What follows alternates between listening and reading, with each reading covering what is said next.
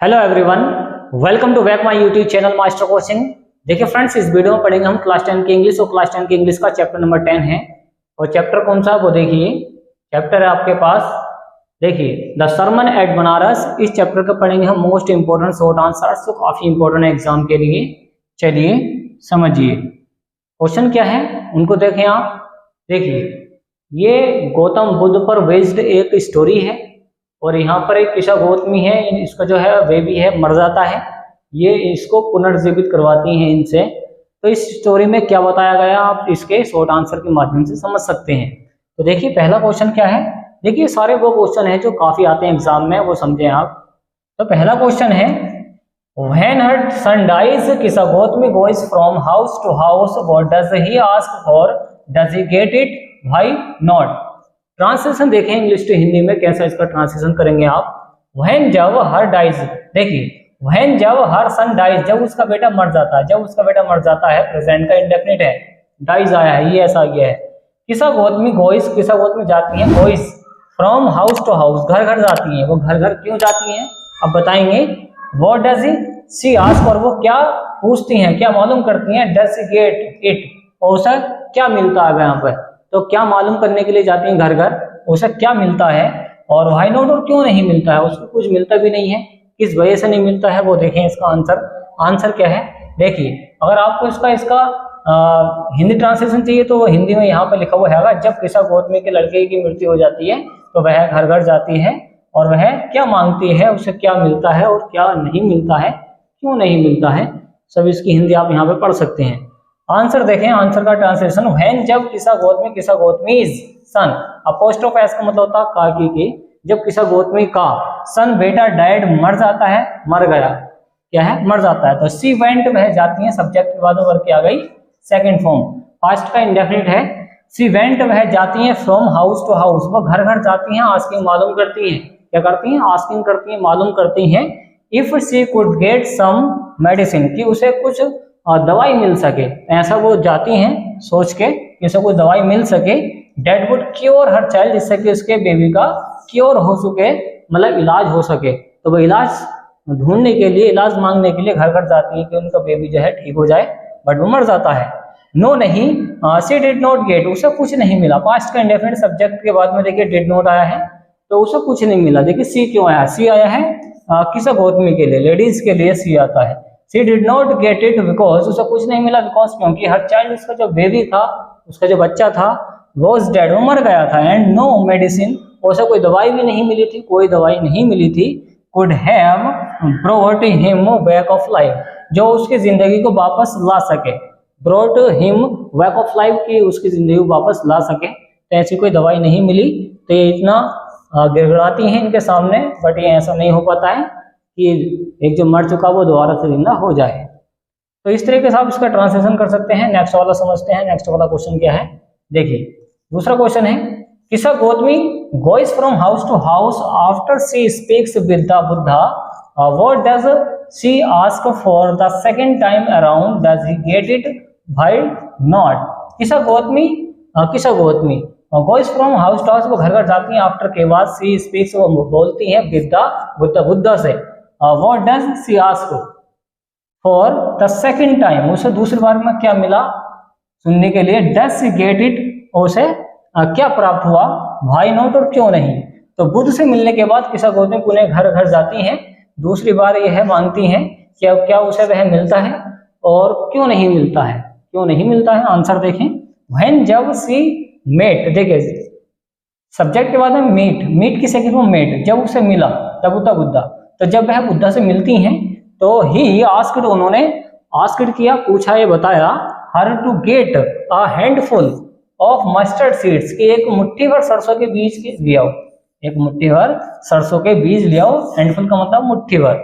From a house, एक ऐसे घर से, वेयर जहां no one had lost a child, जहां पर कोई बच्चा नहीं मरा हो, लॉस्ट हुआ हो, हस्बैंड नहीं मरा हो किसी का, पेरेंट नहीं, माता पिता नहीं मरे हो, और फ्रेंड और किसी का दोस्त नहीं मरा हो, ऐसे घर से ही जाकर ले आओ जहां पर इनमें से कोई नहीं मरा हो अब तक। आगे है, she went from house to house, वह जाती हैं घर घर, but could not get the mustard seeds, परंतु उन्हें सरसों के बीज नहीं मिलते हैं ऐसी जगह से जहां से कोई मरा ना हो। बिकॉज क्योंकि there was not a single house, ऐसा कोई घर नहीं था, वेयर जहां नो वन हैड डेड, जहां पर कोई अभी तक मरा नहीं हो, मरा तो जरूर होगा इन द फैमिली के अंदर, ऐसा उसका कोई घर नहीं मिला है जहां पर कोई मरा ना हो, तो इसी वजह से वो वापस आ जाती हैं कि सभी जगह कोई ना कोई अब तक मरा है।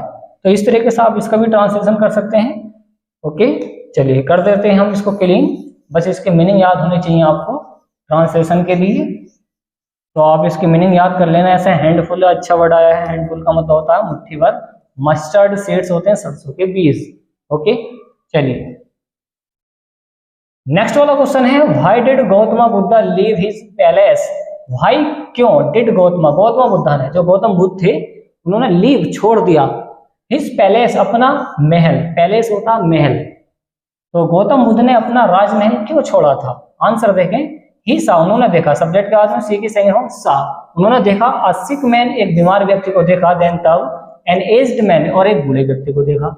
पहले उसने देखा एक बीमार व्यक्ति को, बाद में देखता है वो एक बूढ़े व्यक्ति को, देन तब फनरल प्रोसेशन, फिर बाद में देखता है एक अर्थी का उठना, एक अर्थी उठते हुई जाती है तो उसको देखता है, एंड फाइनली आखिर में अ मॉन्क वेगिंग एक भिक्षुक को देखता है, जो भीख मांगता है उसको देखता है, वेगिंग भीख मांगता हुआ, फॉर आल्म्स भीख मांगता हुआ, आल्म्स होती है भीख होती है, दीज साइड से इन दृश्यों ने सो मूव्ड उनको मूव्ड करते him that he at once went out into the world, इन सब चीजों ने उनको मजबूर कर दिया बाहर निकलने के लिए घर से, went out into the world मतलब क्या, वर्ल्ड में घूमने के लिए। तो सी एक इनलाइटनमेंट, अब वो किस की प्राप्ति के लिए जा रहे हैं, वो इनलाइटनमेंट ज्ञान की प्राप्ति के लिए बाहर जाते हैं। कंसर्निंग द सोरोज, अब वो दुख को फील करते हैं, महसूस करते हैं, ही हैड सीन, वो देख चुके हैं दुख को, सो इसलिए ही फेल्ड उन्होंने महसूस किया इस प्लेस अपने किससे, वो चाहते थे कि सो इसलिए ही फेल्ड उन्होंने महसूस किया हिज प्लेस, वो अपने महल से जाएं बाहर को, ये सारी चीजों को देखें। तो इस तरीके से आप इसका भी ट्रांसलेशन कर सकते हैं। नेक्स्ट वाला देखें, भाई was Gautama known as Buddha, भाई क्यों वॉज गौतमा क्यों, नोन जाने गए एज बुद्धा बुद्धा के रूप में, ये गौतम बुद्ध थे तो ये बुद्धा के रूप में क्यों जाने गए थे। आंसर देखें इसका, बुद्धा मीन बुद्धा का मतलब होता है द अवगंड जागृत होना, जानकारी ज्यादा होना, और या द इनलाइटेंड और ज्ञान की प्राप्ति होना, तो बुद्धा का मतलब होता है अवगंड होना और इनलाइटेंड ज्ञान की प्राप्ति का होना, ऐसा वो मानते हैं।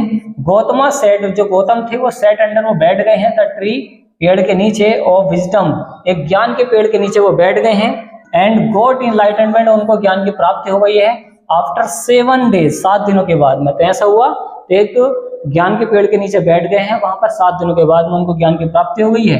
ही स्टार्टेड, उन्होंने शुरू कर दिया टीचिंग, समझाना पढ़ाना, अब लोगों को समझाना शुरू कर दिया कि ऐसा जियो। हिज न्यू अंडरस्टैंडिंग, अपनी नई समझ से, जो उनकी नई समझ थी, नई अंडरस्टैंडिंग थी, उसको देख के वो उन्होंने कह दिया कि इस तरीके से जियो जिंदगी, एंड वी कम, और वो हो गए नॉन है और जाने गए एज गौतम बुद्धा के रूप में। तो इस तरीके से उनको ज्ञान की प्राप्ति हो गई है, तो वो इस वजह से क्या हुआ, गौतम बुद्ध जो है गौतम बुद्ध के रूप में वो जाने गए थे। पहले उनका नाम सिद्धार्थ था। ओके, इस तरीके से आप इसका ट्रांसलेशन कर सकते हैं। नेक्स्ट वाला देखें, What does Kisa Gautami understand the second time that the failed to understand the first time? Was this that the Buddha wanted her to understand? What does Kisa Gautami क्या understand समझी the second दूसरी बार, that he failed होगी समझने में, understand the first time पहली बार को, was this what the Buddha wanted to her understand? तो यहाँ पर बोला है बुद्धा इनको इस तरीके से क्या समझा पाए थे, तो किसा गौतमी ने दूसरी बार क्या समझा जिसे वह पहली बार समझने में फेल हो गई थी, क्या बुद्ध ने उन्हें यही समझाना चाहते थे क्या, अब बताएंगे। किसा गौतमी देखिए किसा गौतमी अंडरस्टूड, किसा गौतमी समझ गई थी द सेकंड टाइम दूसरी बार में, डेथ जो मृत्यु है इस कॉमन, वो कॉमन है मतलब सबको आनी है, टू ऑल सभी को आनी है, and that she was being selfish, और वो सेल्फिश हो गई थी, इन हर ग्रीफ अपने दुख के अंदर। देयर वॉज नो हाउस, कोई ऐसा घर नहीं था, वेयर जहां सम बिलव्ड हैड नॉट डेड, कोई ऐसा घर नहीं था जहां पे कोई अब तक मरा ना हो। तो वो समझ चुकी हैं कि हर किसी घर में मरते हैं लोग।